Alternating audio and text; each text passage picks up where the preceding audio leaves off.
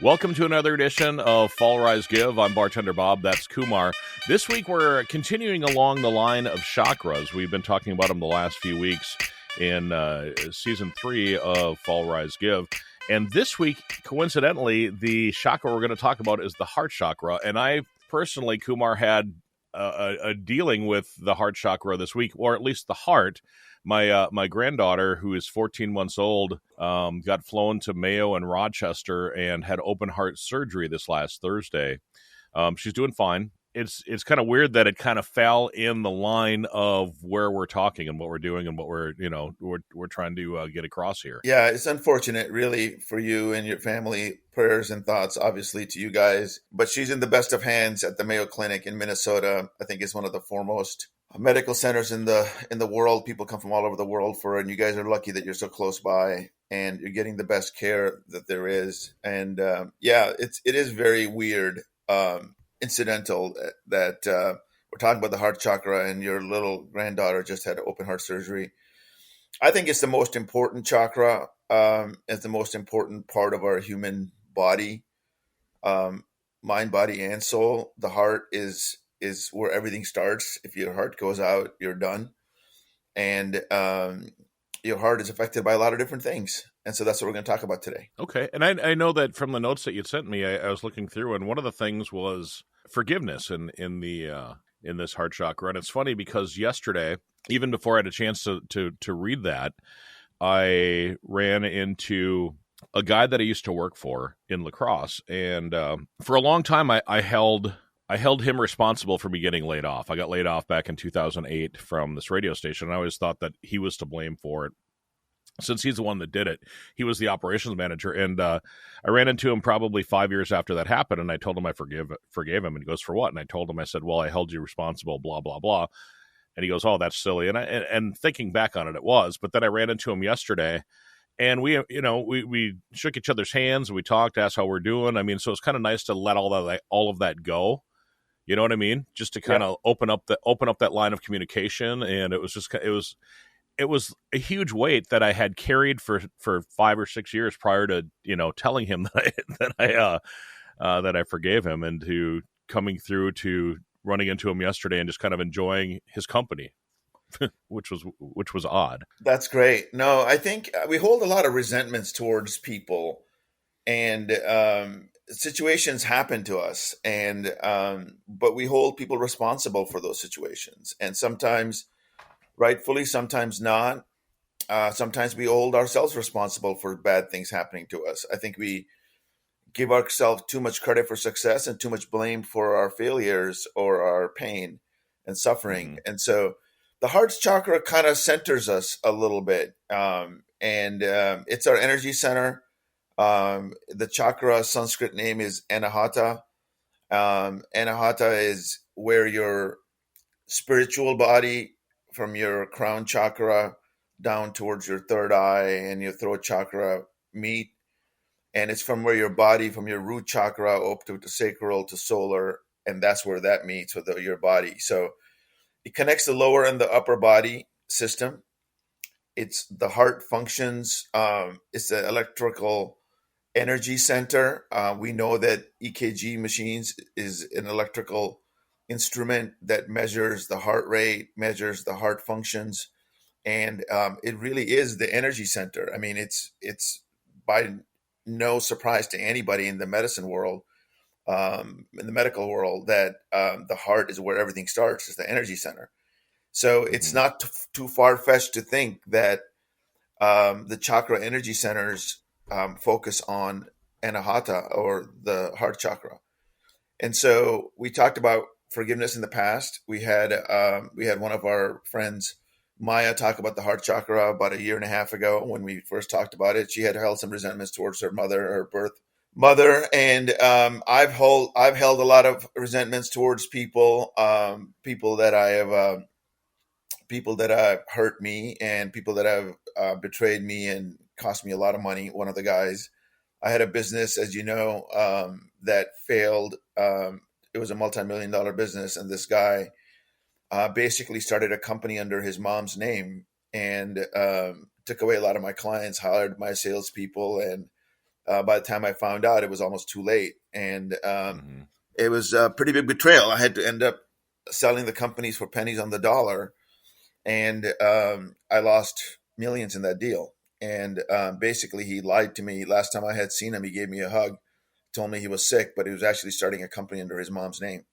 So Wow. betrayal, yeah, and so betrayal and is a big thing for us, and we get hurt by people. There's catastrophic things that happen to us. People get raped. People get really, really bad things happen to them, and it's really hard for people to come to a place.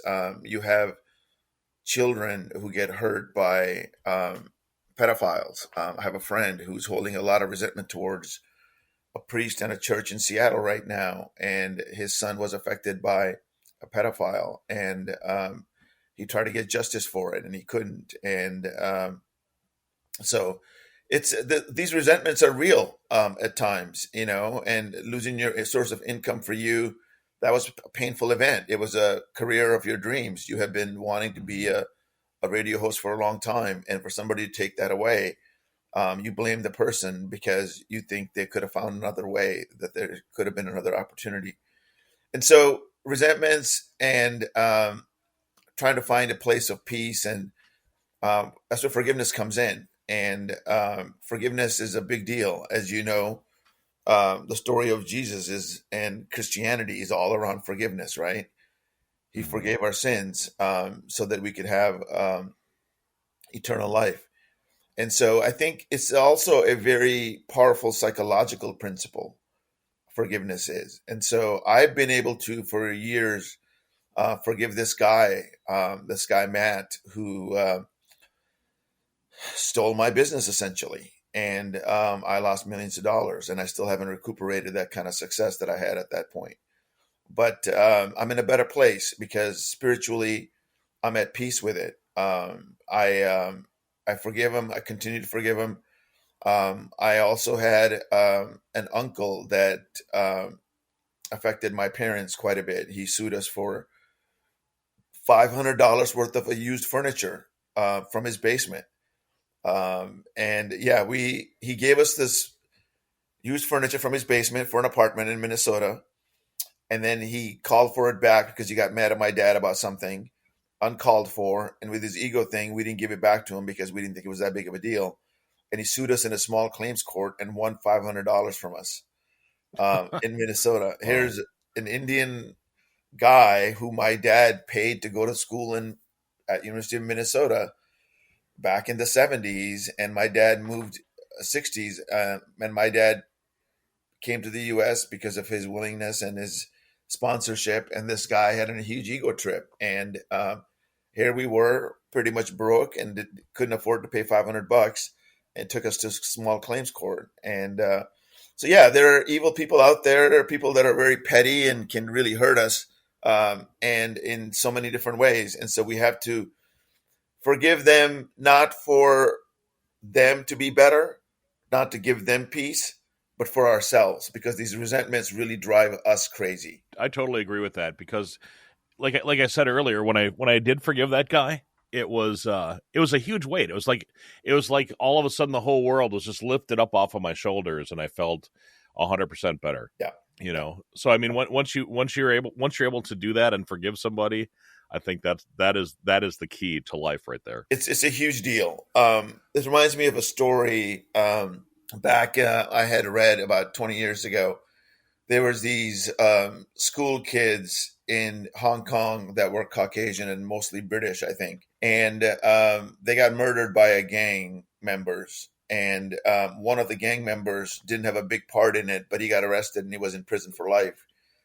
And he had nightmares. He couldn't sleep, and he felt horrible for what he did.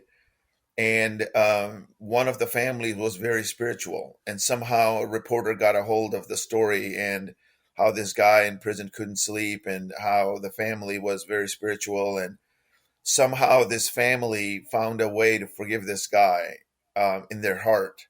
Not they were in London, they were back in London, not in Hong Kong, And somehow this guy put the two together and told the guy that the family had forgiven him. And all of a sudden, the guy felt at peace. So you can affect the other person.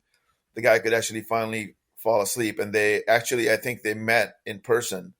The family was courageous enough to go down to back to Hong Kong and visit this guy. And he felt totally awful about the situation. So here's this family that found a way to forgive someone for taking away their child. I mean, I don't know if I could do that. I don't think I'd be able to either. You know, you hear about things like this often where people forgive something. I mean, I watch a lot of crime television, and you see a lot of these things. Yeah. Oh, I forgive you. I don't honestly think, Kumar, that I would be able to say, you know what, I forgive you Yeah. if you hurt my family, or if you hurt somebody that I loved, or if you really, really, truly wronged me. Yeah. Yeah. With the situation that I was telling about earlier, that was something that was just economical. That's why I got Yeah. laid off, because of economics and blah, blah, blah. But if you really, truly hurt me or hurt my family or one of my loved ones, I don't think that I have it in me to forgive you for being, for being hurtful and trying to be hurtful. Yeah.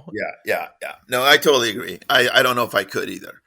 Very difficult to do. And so this is why we're talking about it. And it's so difficult to do, and it's so powerful, right? We got to find a place. And I think this is why they call Sacred Heart, right? The heart of Christ. And Christ energy comes from the heart. And that's what Sacred Heart was, a Catholic church and school I went to in India. And then I also became a Catholic through Sacred Heart in Seattle, a church down the street from us. And it's the only way that he was able to forgive humanity, and through God, right? Father, forgive them, for they know not what they do. And so asking for forgiveness is a very difficult thing to do, but I think it's the most freeing, most powerful energy. And this is where we get the total compassion in our heart, right? So if Mm-hmm. you can actually do that, you get true compassion for somebody who's totally wronged us. And you get compassion for yourself. You don't hold that thing longer than you need to keep hurting you every single day. That's really the most important thing about it, is your own energy center is blocked by unforgiveness. When you forgive, you open up your heart for compassion and love. And that's when the magic happens. That's when you start having better relationships. You start to have a love connection to people. You think about humanity. You think about other people outside of yourself. And that's where the love and the heart chakra really shines, when you open it up through forgiveness. So that's really the critical thing, forgiveness. And you don't have to forgive them for their act, but forgive them for yourself, to say, Father, they know not what they do, right? And here he is on the cross saying this. And here, I mean, we're not Bible thumpers by any means, you and I, but that's kind of what the spiritual energy requires, is some higher power, some universal energy to be able to go into that space and forgive someone. So yeah, so let's talk about how we open it up. We just talked about that, but let's talk about what happens when you do, and what happens. You actually start to become happier in your life. And I wrote a Well, little bit about happiness in my book, a little bit, and I'm sure you read about that as well. And you're a pretty happy person because you're grateful for a lot of what you have, and like you said, your weight was lifted off when you forgive that guy. So let's talk about happiness next. I'm just going to start off by saying just to tie it back to my own life and the whole situation that I had last week with my granddaughter having open heart surgery. I'm so grateful, and I'm so happy about the fact that that was successful, and that she was able to be around so many people that have the ability to help her out, and I know that kind of veers off what we're talking about a little bit, but my heart is just happy a lot for what's happening there. You know what I mean?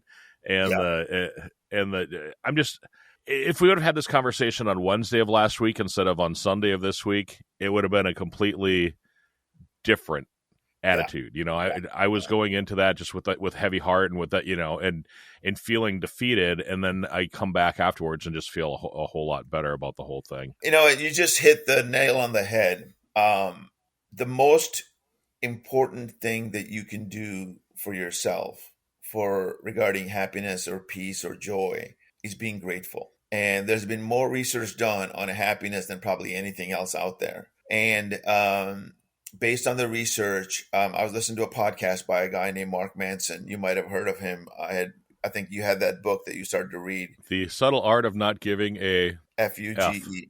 Yeah. Yeah, a Um, fudge. a fudge.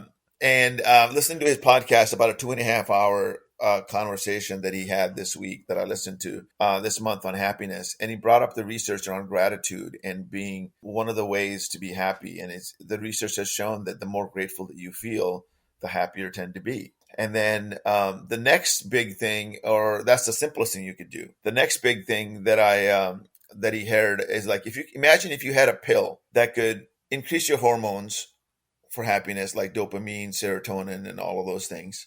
Imagine if you had a pill that could give you energy to do whatever you wanted to do. Imagine a pill that could show by research that you have the longest longevity. You have high energy, you're feeling really good, you increases longevity, increases your well-being. You would take that pill, right? Mhm. All day long. Are you going where I think you're going with this? Yeah, yeah. You know what that pill is, don't you? That pill doesn't exist. And that pill is really, the research has shown that even 20 minutes of walks a day, Of just walks? exercise, walks. Oh, okay. See, I actually thought you were gonna say just meditation or just self reflection. That's where I Yeah, thought you were gonna go. But walking, I mean, with walking, you kind of do that anyway. When I'm walking yeah, yeah, by exactly. myself, I'm in la la land. I'm just looking at. Exactly, I'm trying to exactly. figure out I'm trying to figure out how to solve the world's problems. I'm trying to think of the next $1 million idea. When I'm walking, that's what I'm doing. I'm trying to figure stuff out. Yeah. So the 80% of the benefit of that pill come from walking 20 minutes a day. Wow. Yeah, crazy, isn't it? Now, Yeah. gym rats and all this stuff, there's benefits up to 100% from like 40 minutes a day of a brisk walk is probably the best. You don't have to go to the gym for 2 hours to do that. Just 40 minutes a day, maybe 20 minutes in the morning when you start out your day, or 20 minutes at the middle of the day, or 20 minutes at the end of the day.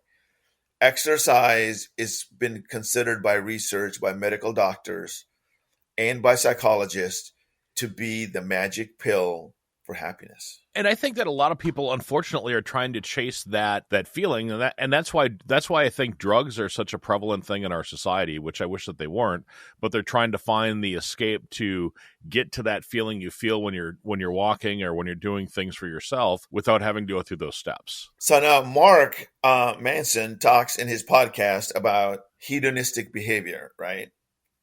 Hedonism that we know, like drugs, sex, and rock and roll, right? Right. Music lifts our spirits as well. Drugs make us feel better immediately. The reason they're successful, the reason that people buy them is because it makes them feel good. It makes them happy. Cocaine, pot, whatever it is that your drug of choice is, heroin, it makes you feel good. It makes you feel happy, but it's short lived. That's why you constantly got to keep taking it over and over again. That's why you get addicted to it. And then all of a Mm-hmm. sudden it makes you feel horrible down the road. So the hedonistic behavior or sex is really good, but if you get over addicted to sex or whatever, it causes lots of problems, right? And so same kind of thing. Hedonistic behavior, he talks about it. Hedonic is the technical term that came out of Aristotle, who created that word for this kind of behavior. And then the other thing that Aristotle talked about, well, I think it was called eudonic, things or virtues, things that you could do to make yourself feel good.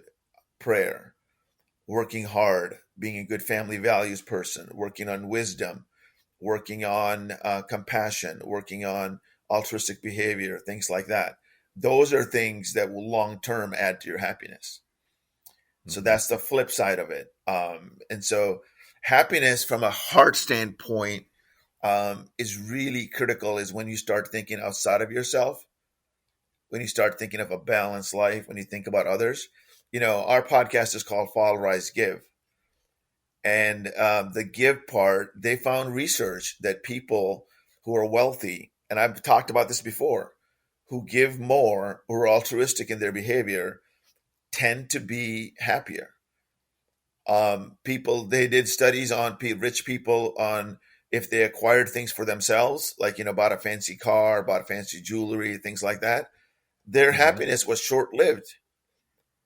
And then if they did things for other people, they bought their mom a home, or they bought a trip for the family to Ireland, like, or Scotland, like you went a couple of years ago, or that kind of memory still lasting in with you, the Oh, happiness and absolutely. joy from that is still there, right? And so, spending money on other people and giving altruistically is one of the major factors in happiness. One of you did bring up. You said if like rich people do that. I know that there's a lot of people that don't have a lot of money that give that are I think are happy in life just for the fact that they were able to give a little bit, or help out a little bit. Yeah, I look at somebody like our friend Gabe. Gabe doesn't have a lot of money and doesn't have a lot of stuff in his life, but when they are out doing things, they try to help. They try to help out in the best way that they can, and I'm sure that Gabe finds happiness in life just because they're able to do that. Yeah. You know what I mean? Gabe's been very helpful to us, as you know, and Oh, Gabe is able to absolutely. give to us by services. And Gabe, for those that don't know, all the blog posts on our website and all that stuff is done by Gabe. That's why we have a very professional outlook on our posts and our website. Yeah, exactly. And so the other thing is, Mark Manson talks about, and I think it's really interesting. I talk about it in my book. I just listened to Mark's podcast this week. It just happened to listen to the one topic Hmm. because I had known that we're going to talk about the heart chakra, and happiness is part of how your heart affects your happiness. I talk about a story going back to India. I don't know if you read that part or not. I did read that. Yeah. And so for years, I didn't want to go back to India because I went from, a very poor background in the US to a relatively upper middle class income level. And I knew in India, my family had enough, but a lot of people were poor. I remember seeing the Hmm. kids in the streets begging for money and begging for whatever. And I remember there's a lot of poverty there that you just can't hide from. Here, you can hide from it by not going to certain parts of town, right? You cannot go to the inner cities of Minneapolis, and but you don't see it in your day to day at all. And so I didn't want to go back to India because I felt I didn't want to face that reality or face that fear, and I was very and I sold a company. I went back to India to buy a company there to start building some software and services there. And I went with a German fellow who was pretty successful out of Vancouver, British Columbia. He was a friend of mine and also a business associate. And we got picked up by one of his associates in a black Mercedes E-Class, something fancy. And right at the airport, as soon as you land in the airport and you come outside, you get hit with this intense intensity. You're at 1 o'clock in the morning in Bombay, and boom, you just see this thing of people, a sea of people everywhere. And all of a sudden, you're like, okay, this is coming. Get in the car. We're driving through. We go drive through the slums, and we get into his 5-star condo, and that's where we're going to sleep for the night. And sure enough, people that are parking his car are living in a little hut in the garage area of his building, behind the garage. And I start seeing it. So for the next 2 to 3 weeks, I'm driving around India interviewing companies and people, and I see through the car window all these kids playing in the streets, all these kids smiling, laughing.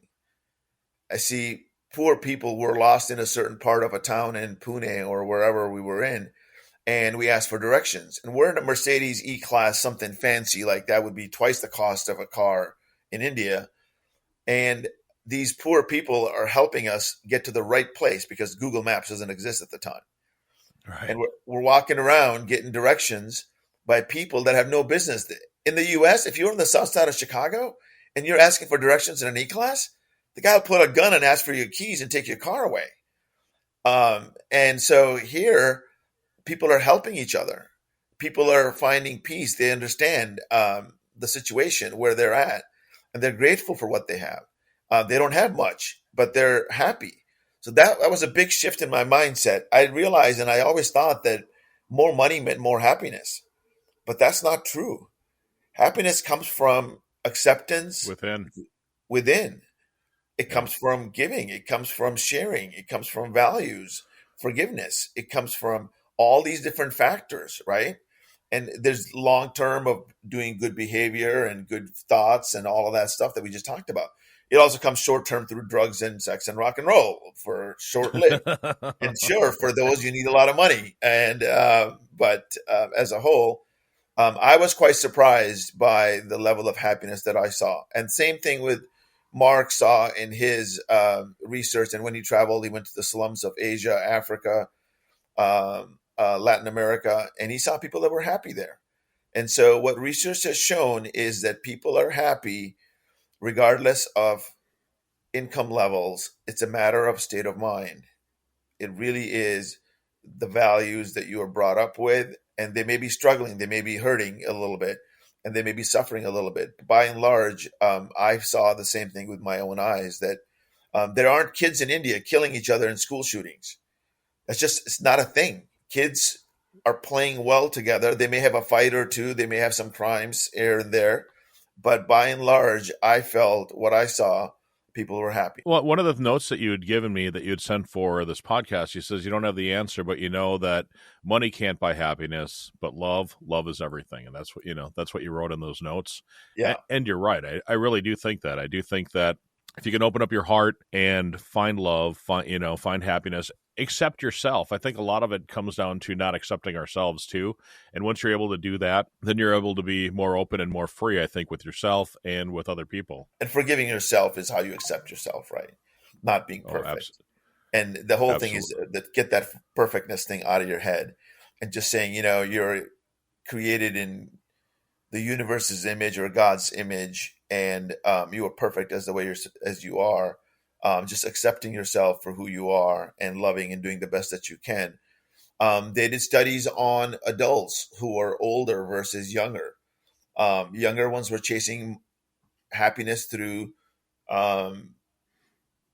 hedonistic materials. type things. Materials and things like that. Older people were accepting things more. They were looking at their life and saying, what went well in my life, what didn't go well. And I'm okay with what went well, and I'm okay with things that are not going well. And so they found that people were happiest in their 40s and late 60s and 70s, when the older age. Because when people have certain stages of life,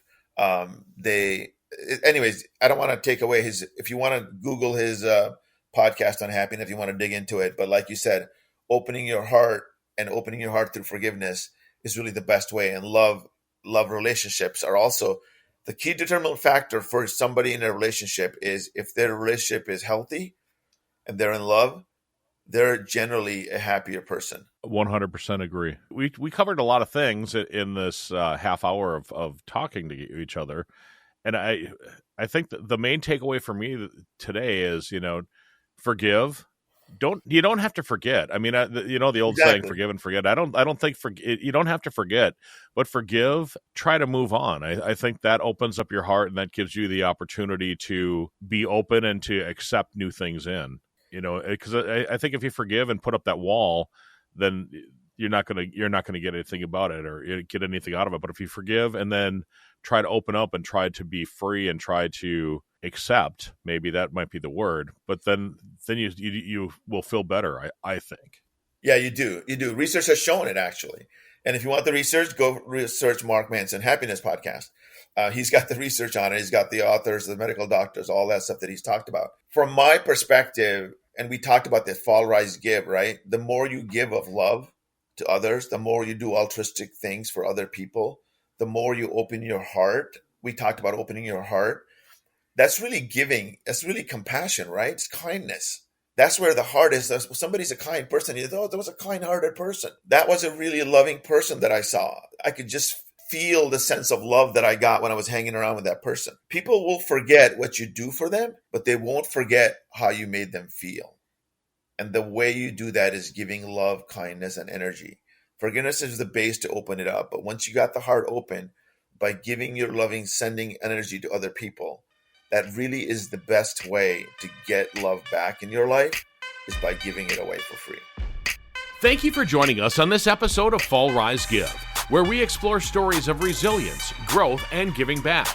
If you enjoyed today's episode, please visit our website at www.fallrisegive.com. Also, consider subscribing to our podcast on your favorite platform and leaving us a review. Your feedback helps us to continue to bring you inspiring stories. Stay tuned for our next episode, and remember, every fall is a chance to rise, and every rise is an opportunity to give. Until next time, keep falling, rising, and giving. This is Fall, Rise, Give, produced by podcastforhire.com. Thank you for listening.